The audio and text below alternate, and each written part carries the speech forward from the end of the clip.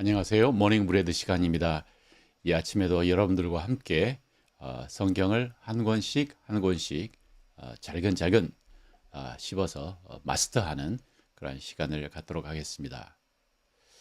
어제 아들이 터미널에 가서 지난번에도 한번 우리 아들에게 다가와서 뭔가 도를 전합니다라고 하는 사람을 만났는데 이번에도 터미널에서 그분을 똑같은 사람을 한 번 더 만났대요. 이제 그러면서 이야기하기를 아버지 아빠 그분들도 나한테 이렇게 너무나 확신하게 이야기하는 것을 보면 그 사람들도 뭔가 알고 있는 거 아닐까요? 라고 이렇게 이야기하더라고요. 그래서 저도 그렇게 이야기했죠. 당연히 자기의 관점에서는, 자기 생각에서는 뭔가 확신하고, 그러니까 그 확신 때문에 밖에 나와서 전하는 거 아니겠니? 이제 그러니까 또 질문을 하더라고요. 그럼 우리와 다른 게 뭔가요? 네. 우리도 성경을 하나님의 말씀이라고 믿고, 우리도 성경을 진짜라고 알기 때문에 이 아침에 일어나서 이렇게 확신 있게 이제 이야기하는 거죠. 그런데 이제 중요한 것은 어떤 것이 확신보다 어떤 것이 진리냐 아니냐, 이게 중요한 것 아니겠습니까? 성경은 지금도 우리가 읽고 있지만, 우리가 하나님의 말씀이라고 우리가 믿고 있지만, 끊임없이 이 성경은 사람들에게 의해서 테스트를 받고 그 다음에 증명을 받고, 그래서 지금까지 저희들에게 전해 오는 것입니다. 진리가 되려면 테스트를 받아야 되죠. 그리고 이 진리가 정말 우뚝 설 수 있도록 그렇게 그러한 과정을 지나가야 합니다. 성경의 역사를 보면 성경은 끊임없이 성경을 지키고 보호하려는 사람과, 그리고 이 성경을 파괴하려는 사람들이 늘 있었고, 그리고 지금까지도 있습니다. 우리는 이 말씀을 그래서 우리 하나님의 말씀이라고 우리는 믿는 것입니다. 호세아서 우리가 말씀을 공부하고 있는데, 여러분들도 느끼셨겠지만 호세아서라고 하는 성경이 구약 성경에서도 굉장히 그 표현이 굉장히 특별하고 아름답습니다. 신학자들이 그렇게 이야기를 한다고 합니다. 특별히 구약학을 전공하고 이 성경을 이제 영어나 한국말로 번역하시는 분들이 이 히브리어, 이 호세아서에 있는 히브리어를 번역하기가 쉽지가 않다라고 이렇게 이야기하는 주석들을 이제 읽어보았습니다. 우리 히브리서 잠깐 복습을 하도록 하겠습니다. 복습 전에 우리 먼저 기도 한번 하고 시작하겠습니다. 여러분이 계시는 그곳에 성령 하나님께서 함께 하십니다. 그분의 이름은 진리의 영이십니다. 기도하겠습니다. 아버지 하나님, 이 시간 우리에게 이 성령으로 충만케 하사 하나님의 말씀을 잘 깨달아 알 수 있도록 도와주십시오. 감사합니다. 예수님의 이름으로 기도합니다. 아멘. 네. 호세아서는 총 1장부터 14장까지 이렇게 되어 있고요. 그리고 호세아서는 딱 크게 이렇게 구별해서 1장부터 3장, 그리고 4장부터 14장까지 되어 있습니다.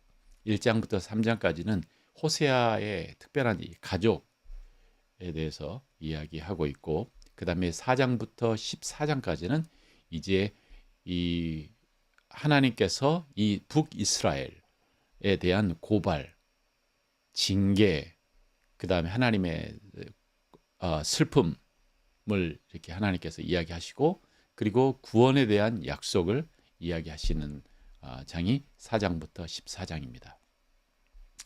우리 호세아서 1장부터 3장에서 우리 조금 생각해 보면, 1장에는 하나님께서 호세아를 부르시고, 그리고 특별한 사명을 주시죠. 그 사명은 무엇이냐면 음란한 여인을 찾아서 결혼을 해라.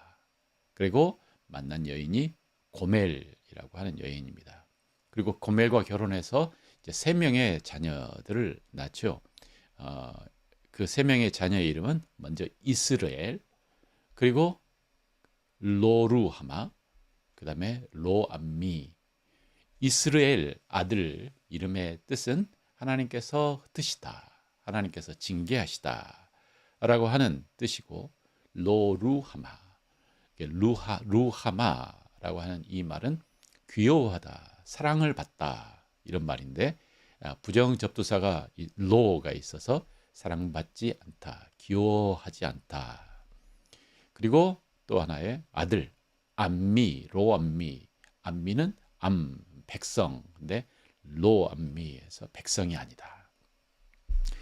그래서 히스기야 아니고 호세아서의 성경에서, 호세아서에서는 이 사람의 이름, 특별히 호세아 가족의 이름이 굉장히 중요합니다. 여기서 고멜은 이스라엘 백성들을 예표하고, 그리고 세 명의 자녀들은 하나님께서 이스라엘 백성들을 향한 하나님의 마음을 표현하고 있습니다. 하나님께서 내가 너희들을 흩으리라, 너는 내가 사랑하지 않는다, 너는 내 백성이 아니다 라고 이야기하는 하나님의 마음을, 고통의 마음을 전하시는 거죠. 자, 그리고 호세아서 2장은 호세아서 중에 정말 굉장히 아름다운 표현들이 많이 나와 있는 부분이 2장이라고 생각합니다. 첫 부분에는 고멜의 상태가 나오죠. 고멜은 끊임없이 누구를 찾아가냐면 자기를 사랑해 줄 거라고 생각하는 남자들을 찾아서 떠나가는 고멜. 그리고 그 떠나가는 고멜이 이렇게 이야기하죠. 내게 떡과 그리고 옷과 그리고 술과 그리고 기름을 줄 남자들을 향해서 나는 간다. 내가 정말 그들을 사랑한다 라고 이렇게 이야기하고, 하나님께서는 그들이 너에게 주는 것은 그들 것이 아니고 이건 내 것이다 라고 하면서 그 가려는 그 여인을 막아서죠. 그리고 하나님께서 그들에게 후반에, 2장 후반에 이렇게 14절부터인가요? 네, 14절부터 이야기하네요. 14절부터 하나님의 이 고멜을 회복시키시기 위한 하나님의 이야기가 나오죠. 그래서 치유와 회복에 대한 하나님의 약속. 먼저 고멜을 어디로 데려가십니까? 네, 고멜을 타일러서 광야, 거친 들, 광야로 데려갑니다. 그리고 그 거친 들에서 뭐라고 이야기하냐면 아주 정말 아름다운 표현인 아골골짜기로 소망의 문을 삼아주겠다.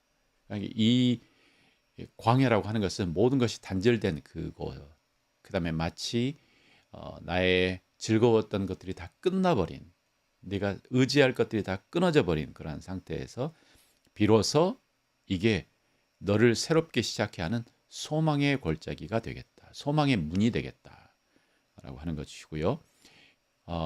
그리고 내가 너에게 남편이 되고 너는 더 이상 나를 바알이라고 부르지 않을 것이다. 바알이라고 하는 뜻의 의미는 우리 이야기했던 것처럼 주인이다. 그러니까 하나님을 주인이라고 부르지 않고 하나님을 내 남편이다. 회복시키신 이후에는 하나님과의 관계가 더 친밀해질 것이다 라고 하는 것을 예언하고 있죠. 묘사하고 있죠. 그리고 하나님께서는 내가 너에게 장가될 것이다 라고 하면서 하나님의 헌신, 내가 확실히 너를 지키고 너를 완전히 회복시켜서 너와 친밀한 관계를 가질 것이다. 그래서 결국 뭐냐면 너는 나를 알게 될 것이다. 그리고 마지막은 하나님의 축복.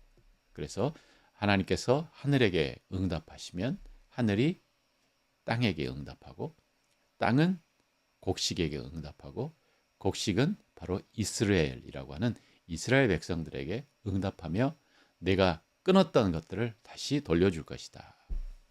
그리고 마지막에 더 이상 네가 사랑받지 못한 여인이다 라고 하는 이름을 제하고 너는 사랑받는 여인, 그리고 너는 내 백성이 아닌 사람을 나는 내 백성을 만들겠다 라고 하면서 하나님의 이 놀라운 회복의 이야기들이 2장에 딱 함축되어 있습니다. 그 다음에 3장. 3장은 1절부터 5절밖에 되지 않는 짧은 3장이지만 거기에서는 호세아가 다시 하나님께서 호세아에게 네 여자를 다시 구출해 와라. 그리고 사랑해라. 라고 이렇게 이야기합니다. 예, 그래서 호세아가 은 30, 원래 여자 노예 몸값이었던 은 30을 준비를 해야 되는데 은 30을 이렇게 이게 화폐 가치로, 지금 화폐 가치로 얼마나 되나라고 이렇게 보니까 작은 돈이 아니고요. 거의 한 1,000만 원 정도 되는 굉장히 큰 돈이더라고요. 그래서 호세아가 보기에 은 30이 없었나 봐요. 그래서 호세아는 은 15개, 그리고 보리 한 호멜 반. 호멜이라고 하는 뜻은 히브리 말로 나귀라고 하는 뜻이고, 그래서 한 호멜이라고 하는 것은 나귀가 실을 수 있는 무게의 양인 거죠. 그러니까 한 호멜 반, 그러면 한 거의 우리 80kg 쌀 2가마니 되는 그렇게 큰 분량의 것을 이제 호세아가 가지고 가서 돈을 주고, 그러니까 벌써 이 고멜의 상태가 뭔가 이게 노예 상태, 뭔가 붙잡혀 있는 상태, 몸에 몸값이 있는 그러한 상태였던 것이죠. 그래서 돈을 주고 호세아가 고멜을 다시 받아들이고 그리고 다시 아내로 삼습니다. 이것은 무엇을 예표하냐면 하나님께서 이스라엘 백성들이 완전히 깨지고 그리고 그 절망 속 그다음에 흩어지고 망해도 내가 다시 너희들을 구할 것이다 라고 이야기하시는 하나님의 마음을 전달하고 있습니다. 자, 이렇게 1장, 2장, 3장이 끝난 이후에 하나님께서는 이제 하나님의 징계, 하나님의 고발과 하나님의 책망의 메시지를 이야기하고 계십니다. 우리 4장, 5장, 6장까지 이야기했습니다. 4장, 5장을 읽으면서 기억하고 있는 것은 내 백성이 지식이 없으므로 망하는도다. 지식을 버렸기 때문에, 이것은 하나님의 율법을 버렸기 때문에 나도 너희들을, 내 백성을 버린다. 이 관계가 깨어져 버렸다는 것. 그리고 또 하나는 이 백성들의 문제, 그것은 하나님을 아는 것이 없다. 그래서 이렇게 바보스러운 행동들을 계속하고 있다 라고 하는 하나님의 평가, 그리고 하나님의 책망의 메시지입니다. 그리고 이제 5장을 넘어가서 이제 6장에 가면 6장 1, 2, 3절에 하나님이 호세아가 기억나게 하는, 이렇게 표현할 수도 있고요. 호세아가, 이건 호세아의 메시지일 수도 있는데, 우리 지난번에 이야기하기를 이것은 이미 사람들이 알고 있었던, 그러니까 북이스라엘이 그래도 종교적인 나라이기 때문에 그곳에서 이렇게 사람들끼리 이미 리터지, 써진 기도문, 써진 암송 구절 이런 것처럼 그런 것들을 기억나게 합니다. 그게 뭐냐면 오라 우리가 여호와께로 돌아가자. 우리가 여호와를 힘써 알자라고 이렇게 표현하는 구절이 1절, 2절, 3절에 나옵니다. 그것을 기억나게 하면서 너희들이 돌아와야 되지 않겠니? 라고 이야기하고, 그리고 이 지난번 6장에서 이야기하기를, 그런데 너희들에게 문제는 너희들의 나를 향한 그 사랑이 너무나 아침 이슬처럼 잠깐 있다가 그냥 싹 사라져 버리는 그러한 사랑이다. 그러니까 아침 이슬 같은, 아침 구름이나 쉬 없어지는 이슬 같도다, 이렇게 표현을 하고 있습니다. 그러니까 이게 이스라엘의 신앙의 상태였던 거죠. 그러니까 신앙이 전혀 없는 것이 아니고, 그들은 가끔 이야기하기를, 야 오라 우리가 하나님 여호와께로 돌아가자. 하나님 우리를 도와주세요. 또 우리가 여호와를 힘써 알자라고 잠깐 회개하는 것 같았지만 그들의 그 고백과 회개는 너무 짧더라. 그리고 하나님께서 이야기하시죠. 너희들에게는 뭐가 없냐? 인애가 없다. 내가 원하는 것은 엄청난 제사가 아니고 인애다. 라고 하면서 우리가 지난번에 마지막으로 인애라고 하는 단어에 대해서 우리가 공부했습니다. 인애. 히브리 말로는 헤세드. 자, 헤세드의 이 단어는 정말 아름다운 단어이고 그 안에는 수많은 뜻이 담겨 있다고 이야기했고요. 그리고 무엇보다 이 헤세드의 가장 이제 기본적인 뜻은 뭐냐면 이 언약을 맺었기 때문에 그 언약의 근거에서 신실하게 언약을 지킨다라고 한 거죠. 그래서 하나님과 사람 사이의 헤세드는 뭐냐면 하나님께서는 사람들에게 신실하게 백성들을 지키고 보호하고 공급하고 하는 그 사랑.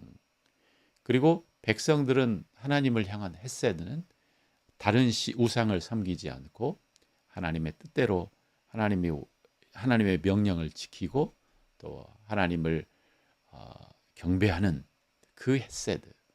그리고 사람 대 사람의 헤세드는 긍휼하고 그 다음에 불쌍히 여겨주고 그 다음에 지속적으로 서로를 이해해주고 사랑하는 그러한 사랑. 이 헤세드란 뜻이 굉장히 그래서 많이 있습니다. 자, 오늘은 이제 7장으로 넘어가서 7장을 여러분들과 함께 공부하도록 하겠습니다. 7장의 말씀은 총 이렇게 크게 3개로 분류되어 있습니다. 하나는 사회 속에 만연한 이 범죄에 대해서 하나님께서 들추어내고 계시고요. 또 하나는 이스라엘의 정말 미련한 계속 죄를 반복하는 그 이스라엘의 죄에 대해서 이야기하고 있고, 그리고 마지막으로 애통하는 하나님의 메시지가 흘러나오고 있습니다. 자, 오늘은 부분 읽고 이야기하고 또 읽고 이야기하고 이렇게 하도록 하겠습니다. 자, 그러면 먼저 첫 번째 부분 7장 1절부터 7절을 같이 읽어보도록 하겠습니다. 사회 속에 만연한 범죄. 내가 이스라엘을 치료하려 할 때에 에브라임의 죄와 사마리아의 악이 드러나도다. 그들은 거짓을 행하며 안으로 들어가 도둑질하고 밖으로 떼지어 노략질하며 내가 모든 악을 기억하였음을 그들이 마음에 생각하지 아니하거니와 이제 그들의 행위가 그들을 에워싸고 내 얼굴 앞에 있도다. 그들이 그 악으로 왕을 그 거짓말로 지도자들을 기쁘게 하도다. 그들은 다 간음하는 자와 과자 만드는 자에 의해서 달구어진 화덕과 같도다. 그가 반죽을 뭉침으로 발효되기까지만 불을 일으키기를 그칠 뿐이니라. 우리 왕의 날에 지도자들은 술의 뜨거움과 병이 나며 왕은 오만한 자들과 더불어 악수하는도다. 그들이 가까이 올 때에 그들의 마음은 간교하며 화덕 같으니 그들의 분노는 밤새도록 자고 아침에 피우는 불꽃 같도다. 그들이 다 화덕같이 뜨거워져서 그 재판장을 삼키며 그들은 왕들을 다 엎드려지게 하며 그들 중에는 내게 부르짖는 자가 하나도 없도다.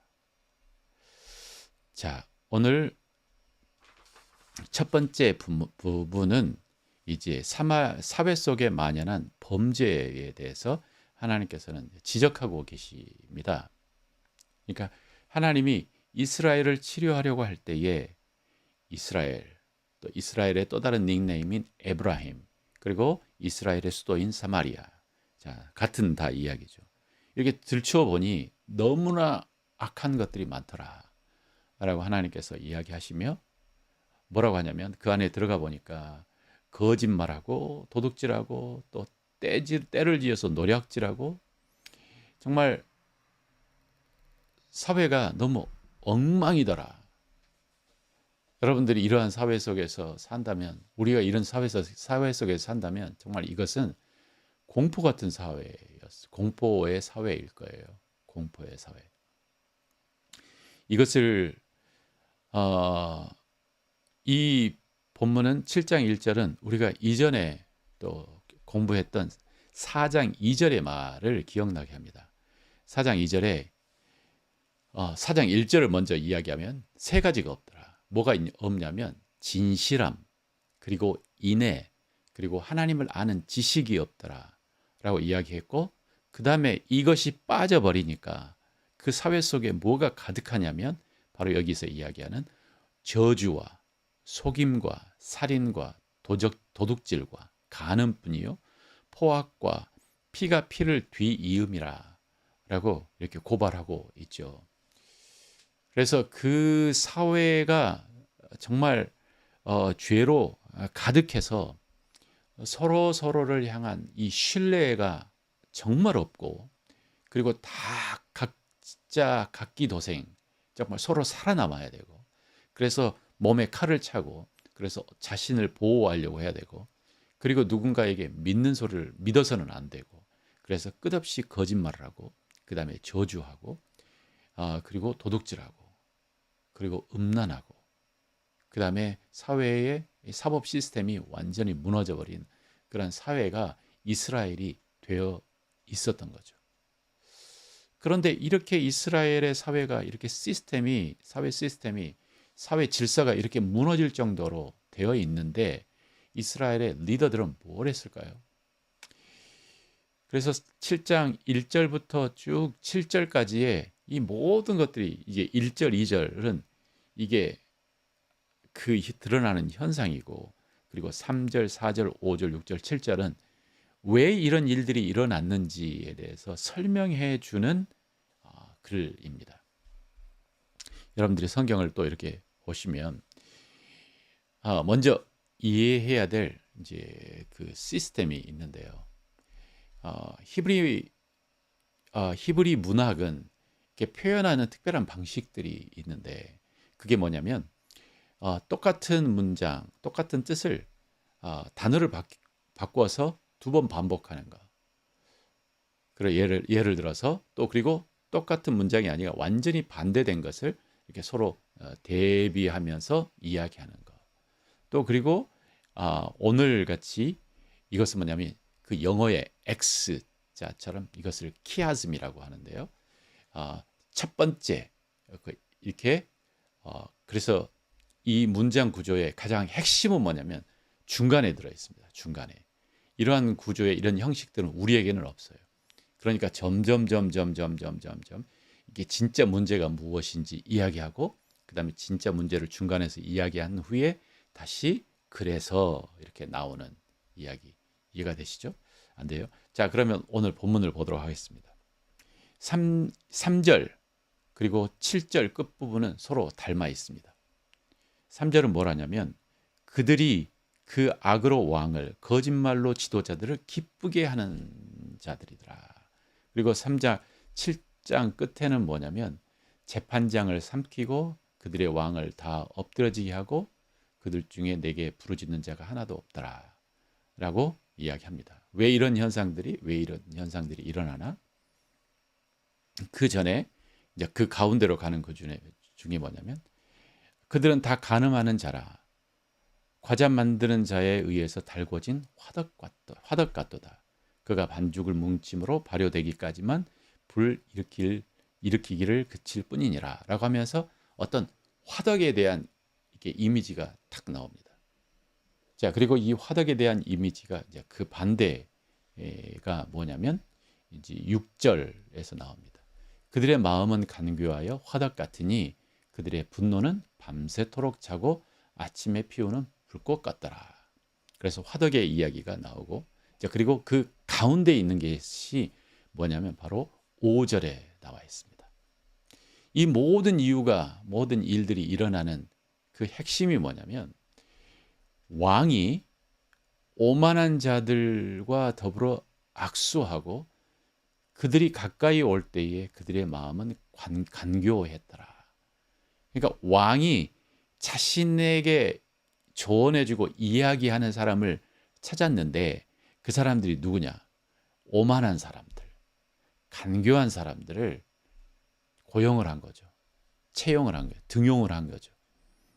그래서 이 오만한 사람들, 간교한 사람들은 어떤 사람들인가요? 마음의 속으로 뭔가 다른 계획을 가지고 있고, 그래서 왕 옆에 막 아첨하고, 왕이 듣기 좋은 이야기만 막 하고, 그리고 왕 옆에다가 왕이 정말 좋아할 것, 그게 뭐겠습니까? 결국 술, 그리고 여자, 이런 것으로 왕을 정말 정신없이 만드는 거죠. 그래서 왕은 뭐냐면 그래서 7장 3절에 그렇게 이야기하지 않습니까? 그들이 그 악으로 왕을, 거짓말로 지도자들을 기쁘게 하는도다. 그리고 왕은 술의 뜨거움으로 병이 났다. 그리고 그들은 다 간음하는 자라. 또 그들은 왕은 술의 뜨거움으로 병이 났다. 그러니까 술 취하고 그 다음에 음란하고 하는 그 상태가 왕이 된 거고. 그래서 여기 나오는 이 화덕 이미지는 이스라엘 백성들이 마치 화덕 같다. 화덕. 이게 과자를 만드는 자에 의해서 달궈진 화덕 같다. 그러니까 집에 있는 오븐이 아니고 그냥 베이커리. 저희가 모닝 베이커리 있지 않습니까? 굿모닝 베이커리. 그러니까 베이커리에서 빵집에서 만드는 커다란 화덕. 이 커다란 화덕은 옛날에 이제 빵을 구울 때 어떻게 하냐면 아침에 이제 빵을 내놔야 되니까 저녁 내에 이게 반죽을 하고, 그래서 반죽이 이렇게 올라오면 그것을 이제 그 화덕에다 올려놓고, 화덕은 저녁 내내 이렇게 계속 따뜻하게 이렇게 온도가 유지되어 있어야 하고, 이제 그러는데 이 표현에 의하면, 이건 사실 한국말을 읽어도 잘 이해는 안 되는데요. 그래서 영어도 읽어보고 제가 주석을 읽어보니까 이렇게 표현하고 있더라고요. 그래서 이 빵을 만드는 사람이 정말 깨어서 정말 신실하게 이 불을 계속 관리를 해야 됐었고, 그 다음에 이제 아침에 정말 신선한 빵을 내기 위해서. 그런데 불을 꺼버린 거예요. 이게 지키지 않은 거죠. 잠자버린 거죠. 그러니까 이 발효돼서 이제 겨우 일어날 만할 때 이제 불을 잠자버린 거죠. 불을 꺼버린 거죠. 그러니까 어떻게 되겠습니까? 빵이 발효됐는데 빵이 안 만들어진 거죠. 그래서 6절 후반절에 보면은 그들의 분노는 밤새도록 차고 아침에 피우는 불꽃 같더라. 그러니까 그 화덕이 어떻게 되냐면 아침에 딱 보니까 화덕에 불이 꺼져 버렸어요. 그럼 어떻게 하냐면 다시 불을 지폈는데 화덕이 불이 꺼져 버린 게 아니구나. 네. 화덕이 불이 꺼진 게 아니고 이제 제가 컨트롤을 못 했는데 화덕에 불이 너무 강하게 타버린 거죠. 그래서 그 화덕에 대해 화덕이 마치 이스라엘과 같다라고 이야기를 했고, 그래서 그 화덕의 불 온도를 잘 조절해야 할 국가의 리더들이 그것을 하지 않은 거예요. 그러니까 그 화덕의 불이 엄청나게 큰 거예요. 이것을 어떻게 표현하냐면, 그러니까 옆에서 아첨하는 사람들, 이 사람들의 말이 점점 커지더니 결국 왕도 컨트롤할 수 없는 상태로 이 사람들의 권력이 엄청 커져버린 거죠. 그래서 어떻게 됩니까? 그 결과는 7절. 자, 7절 같이 한번 읽어볼게요. 7절. 그들이 다 화덕같이 뜨거워져서 그 재판장들을 삼키며 그들은 왕들을 다 엎드려지게 하며 그들 중에는 내게 부르짖는 자가 하나도 없도다. 이게 결론인 거죠. 그러니까 이게 핵심은 뭐냐면 이 5장 가운데에 있는 그들이 왕이 오만한 자와 더불어 악수하고 그리고 그들과 가까워졌던 것이 그 문제의 시작이고, 결론은 뭐냐면 왕이 그들의 거짓말로 기뻐하고 또 간음한 상태, 정신을 못 차린 거고, 그리고 또 또 다른 결론은 뭐냐면 그들이 너무 이게 그 권력을 이제 커져 버려 가지고 재판장을 삼키고 왕들을 다 엎드려지게 하는 거죠. 아, 놀랍지 않습니까? 그러니까 그때나 지금이나 사회가 무너지는 그 방법은 동일한 거죠. 그러니까 리더들이 깨어있지 못하고 그리고 그 주변에 누가 끓기 시작하냐면 이 아첨하는 사람들이 끓고, 그리고 점점 사회 시스템이 무너지고, 사회 시스템이 이제 이게 그 궁에서 왕 주변에서 일어난 일인데, 결국 사회는 어떤 사회가 되냐? 도둑질과 간음과 그 다음에 살인과 이런 것으로 가득한 세상이 되어버리는 거죠. 자, 이것을 하나님께서 이스라엘에게 이야기하십니다. 하나님께서 이런 거 다 알고 계신다, 이렇게 이야기하는 거예요. 내가 다 알고 있는데 그들은 내가 모르는 것처럼 행동하더라. 내가 다 알고 있다. 하나님께서 다 알고 계신다. 하나님께서 다 알고 있다. 네. 하나님께서 알고 계시다. 네, 이 말이 갑자기 제 마음에 크게 다가옵니다. 지금 우리 사회의 현상들도 하나님께서 다 알고 계시다. 그리고 우리는 하나님은 왜 나타나셔서 지금 정의를 행하지 않으실까? 라고 우리가 그 속도가 이제 더딤으로 인해서 우리는 애통하고 힘들어하지만, 그러나 하나님은 알고 계시고 하나님의 때에 하나님의 정의를 이루실 것이다 라고 하는 것을 또 믿습니다. 자, 두 번째 포션에 보면 이스라엘의 미련함, 7장 8절부터 12절 말씀 다시 읽도록 하겠습니다. 에브라임이 여러 민족 가운데 혼합되니 그는 곧 뒤집지 않는 전병이로다. 이방인들의 그의 힘을 삼켰으나 알지 못하고 백발이 무성할지라도 알지 못하는도다. 이스라엘의 교만은 그 얼굴을 드러냈나니 그들이 이 모든 일을 당하여도 그들의 하나님 여호와께로 돌아오지 아니하며 구하지 아니하는도다. 에브라임은 어리석은 비둘기같이 지혜가 없어서 애굽을 향하여 부르짖으며 아수르로 가는도다. 그들이 갈 때에 내가 나의 그물을 그 위에 쳐서 공중의 새처럼 떨어뜨리고 전에 그 회중에 들려준 대로 그들을 징계하리라. 자, 이제 이스라엘의 이제 또 다른 문제. 이스라엘이 미련하다. 이스라엘이 미련하다. 이스라엘이 이제 지금 첫 번째 이스라엘은 달궈진 화덕 같다라고 이렇게 이야기했는데, 여기에서는 이제 그 빵집의 이미지를 그대로 갖고 와서 화덕이 아니고 이스라엘은 이게 뒤집지 않는 전병. 그러니까 한 빵이라게 이렇게 쿠키를 만든다고 해봅시다. 이제 빵을 만든다고 해봅시다.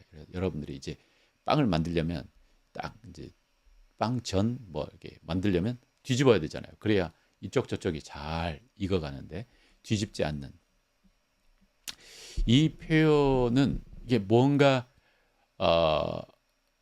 준비되지 않은, 그리고 사람들에게 이 표현의 의미는 뭔가 준비되지 않은, 맛이 없는 뭐 이런 의미이고, 그리고 여기에서 보면은 이스라엘이 여러 민족들 가운데서 혼합돼 버린 상태다. 이게 섞여져 버린 상태다. 그러니까 아직 호세아가 선포하고 있을 때는 이스라엘이 망하지 않았을 때라고 말씀드렸죠. 그리고 어쩌면 북이스라엘의 정말 가장 정말 번성기였다고 말씀드렸습니다. 그런데 그때에 하나님께서 이스라엘이 혼합됐다, 이 뒤집어지지 않은 전병 같다라고 하는 이 표현 안에, 그 혼합 안에는 정치적으로 이미 이스라엘은 북아시리아 그리고 남애굽 남쪽에 있는 이집트를 왔다 갔다 하면서 정말 갈급한 거죠. 우리 좀 살려주세요. 우리가 도움이 필요합니다. 약간 그런 상태. 그리고 문화적으로 이미 아시리아의 문화를 그대로 가져와서 이방신, 이방 문화가 편만하고 그 다음에 종교도 마찬가지고 그래서 점점 뭘 빼버리냐면 그 힘들을 빼버리는 그러한 상태다. 이스라엘의 이제 그 상황이 총체적인 거죠. 내부적인 문제. 그러니까 왕이 정신 차리지 못하고 그다음에 그래서 그 아첨하는 사람들을 주변에 두어 가지고 정말 그 안으로 곰고 그리고 외부적으로도 아시리아 그다음에 이집트라고 하는 주변 국가에 계속 도움을 요청하다가 주변 국가의 그 힘에 점점 약해가는 상태, 이제 총체적인 상태를 이야기해주고 있습니다. 그 다음에 여기서 이야기 또 하기를 그런데 왜 이스라엘이 이걸 깨닫지 못하느냐? 어리석다. 그리고 이스라엘이 교만하다. 그러니까 아직도 우리는 강력해. 우리 여로보암 왕이 얼마나 우리를 강력하게 지키고 있냐. 저 전쟁 나가면 이기지 않냐. 이렇게 땅이 넓지 않냐. 라고 하면서 교만한 상태가 지속되는 거죠. 그래서 하나님께서 이스라엘을 뭐라고 이야기하냐면 죄송하지만 그건 제가 도와드릴 뒤집지 않는 전병 같다. 그리고 이스라엘을 뭐라고 이야기하냐면 이것은 미련한 비둘기 같다. 두 곳을 왔다 갔다가 하지만 결국 아무것도 할 수 없는 상태. 자, 이러한 이스라엘을 이야기하고 있습니다. 그리고 이제 마지막 이제 13장부터 13절부터 16절까지는 하나님의 애통하는 하나님의 마음이 나옵니다. 화 있을진저 그들이 나를 떠나 그릇 같음이니라. 패망할진저 그들이 내게 범죄하였음이니라. 내가 그들을 건져주려 하나 그들이 나를 거슬러 거짓말을 말하고 성심으로 나를 부르지 아니하였으며 오직 침상에서 슬피 부르짖는도다. 곡식과 내 포도주로 말미암아 모이며 나를 거역하는도다. 내가 그들 팔을 연습시켜 힘있게 하였으나 그들은 내게 대하여 악을 꾀하는도다. 그들은 돌아오나 높으신 자에게로 돌아오지 아니하니 속이는 활과 같으며 그들의 지도자들은 그 해의 거친 말로 말미암아 칼에 엎드려지리니 이것이 애굽 땅에서 조롱거리가 되리로다. 화 있을진저 이 표현은 하나님이 이제 선포는 내려졌고 하나님의 선포는 내려졌고 너희들이 왜 그랬니?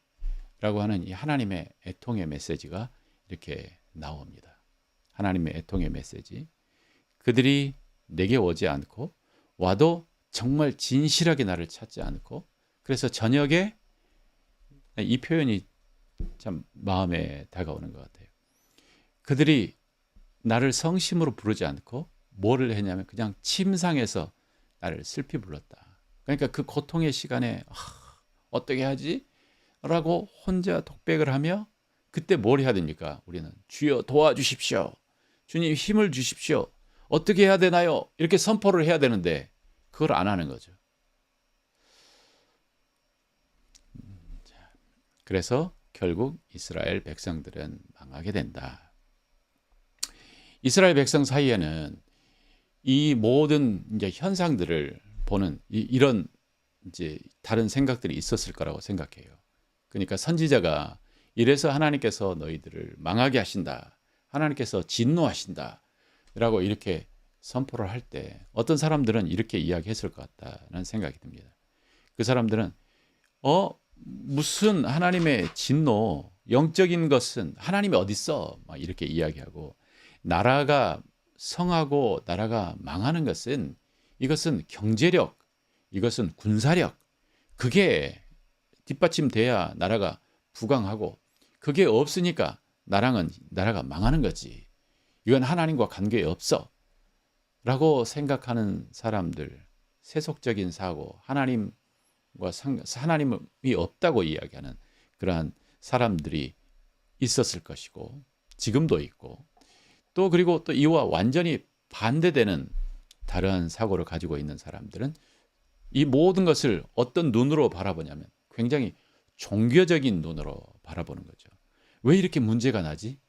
우리가 하나님께 이 제사도 드리고 우리가 하나님을 정말 율법을 잘 지켜야 되는데 우리가 그런 것을 못했어.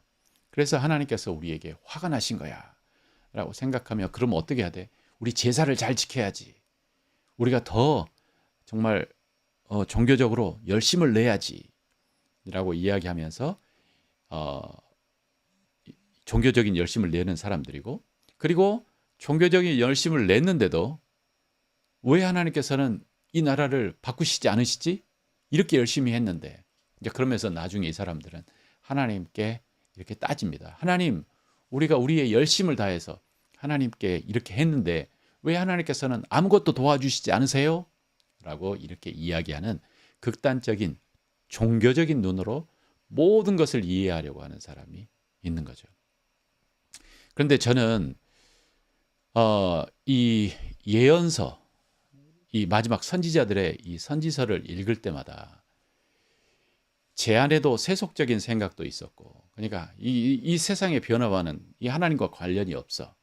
그러니까 라고 하는 생각이 있었고, 또 어떤 생각이 있냐면 하나님 믿는 것은 이 교회 안에서 이루어지는, 내 죽어서 내가 천국 가는 데만 필요한 것이지 이 세상과는 상관이 없어 라고 이렇게 생각하는 나의 이 분리된 사고가 있었죠. 이걸 좀 폼나게 이원론적인 그런 사고가 있었죠. 그런데 하나님은 이것을 분리시키지 않으십니다. 하나님, 우리의 신앙이란 우리가 단지 교회에 가서 앉아 있고 그 시간 하나님을 만나는 게 아니고 우리의 삶, 우리의 생각, 우리의 모든 것이 다 연결되어 있습니다. 그래서 이 신앙, 하나님을 아는 이 신앙과 그리고 도덕, 그리고 정치, 사법 시스템, 그리고 이 삶, 이것은 다 연결이 되어 있다고 이 호세아서를 읽어보면 제가 이런 것을 보는 것 같아요. 그러니까 영적으로, 신앙적으로 무너지니까 도덕관념도 함께 무너지고, 그리고 정치도 더 이상 백성을 위한 정치가 아니고 이 정치도 나를 위한, 자기의 사리사욕을 챙기기 위한 정치가 되고, 그리고 사법권이 무너져 버리고, 그러니까 이 7장 1절에서 이야기하는 것처럼 하나님이 이 나라가 엉망이다. 서로 거짓말하고, 그리고 서로 도둑질하고, 속이고, 살인하고, 음란이 가득하고, 그리고 복수와 복수가 이어진다. 이런 상태가 되는 거죠. 반대로 정말 영적인 그 권위가 살아 있고, 그래서 백성이 이 제사장과 이 백성들이 하나님을 무서워하는 거예요. 그리고 그렇기 때문에 이 도덕관념이 살아나고, 도덕은 누군가 나를 지켜보는 사람이 있다. 그래서 나는 내 욕심대로 하지 않을 거야. 이게 굉장히 근본적인 이유입니다. 그런데 하나님이 없다라고 하면 이 도덕을 지킬 수 있는 힘이, 근거가 굉장히 없어집니다. 도덕도 그래야 도덕이 다시 회복되고, 그리고 도덕적인 사람들이 사회 속에 많아질 때에 그 중에서 리더가 나오는 거죠. 그리고 사법 시스템이 이제 공평하게 돼서 사람들이 그 공평한 사법 시스템에 서로의 질서를 지키며 나라가 건강해지는 거죠. 이 모든 것이 영적인 것과 연결이 되어 있는 거고, 하나님께서 원하는 세상이 바로 이러한 세상이었던 거죠. 하나님께서 기대했던 세상. 하나님께서 이스라엘을 불러서 너희들은 거룩한 제사장의 나라가 되어라 라고 하는 그 세상은 단순히 종교적으로 제사를 지키는 그것뿐만 아니라 하나님을 두려워하기 때문에 너희들은 하나님을 섬기고, 그리고 하나님을 섬기고 하나님을 사랑하는 마음으로 이웃을 사랑해라. 도둑질하지 말고, 거짓말하지 말고, 이웃 것을 훔치지 말고, 탐내지 마라. 이게 함께 연결되어 있는데 우리 죄된 우리의 마음은 어떻게라도 이걸 잘라내고 이걸 분리시켜 버리고 그것을 다 이해하지 보지 않으려고 하는 마음들이 많은 것 같습니다. 하나님은 여러분과 나를 사랑하십니다. 그리고 하나님은 정말 우리가 잘 되기를 원하십니다. 그래서 우리가 하나님을 정말 아는 것이 내가 영적으로 잘 되고 그리고 우리의 가정이 잘 되고 그리고 물질적으로도 하나님의 축복을 받는 길이 바로 연결되어 있습니다. 자, 올해는 우리 국가적으로도 많은 문제들을 우리가 안고 있고 우리 풀어야 될 문제들도 많이 있습니다. 우리 믿는 사람들은 특별히 더 나라를 위해서 기도해야 하는데 기도해야 되는 기도 제목은 뭐냐면 하나님, 이 나라의 지도자들이 하나님을 두려워할 수 있도록 도와주십시오. 그리고 하나님, 이 나라의 사법 시스템이 정말 온전하게 건강하게 세워지게 하여 주십시오. 공정하게 하여 주십시오. 그리고 하나님, 이 땅의 교회가 깨어있게 하여 주십시오. 그래서 하나님의 말씀을 전하고 하나님의 진리를 전하는 그러한 교회, 하나님의 복음을 전하는 교회가 되게 해 주십시오. 라고 우리가 더더욱더 기도해야 되겠습니다. 자, 그러면 이 시간 우리 잠깐 기도하는 시간을 갖도록 하겠습니다.